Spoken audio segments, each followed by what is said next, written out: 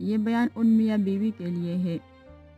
جو شوہر چاہتا ہے کہ ان کی بیوی اس کے ماں باپ کو اچھی لفظوں سے پکارے، اس کی قدر کرے، تو شوہر کو بھی چاہیے کہ بیوی کے تو بھی ماں باپ ہوتے ہیں، اس کو بھی اچھی لفظوں سے پکارے اور اس کی احترام کرے، کیونکہ ہمارے معاشرے میں تو اسے معیوب سمجھا جاتا ہے کہ یہ تو بیوی کے آگے پیچھے گھومتا ہے، اس کے ماں باپ کی عزت کرتا ہے۔ لیکن ہمارے نبی کریم صلی اللہ علیہ وسلم نے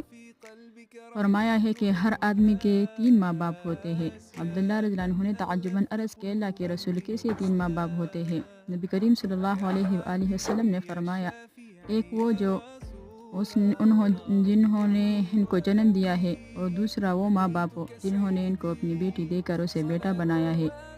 کیونکہ اس کے ماں باپ بھی اس کے ماں باپ ہوتے ہیں اور بیوی کے بھائی بہن بھی اس کے بھائی بہن کی طرح ہوتے ہیں۔ اسے چاہیے کہ اس کے ساتھ اچھے عزت و احترام کے ساتھ پیش آئے، تو بیوی بھی ضرور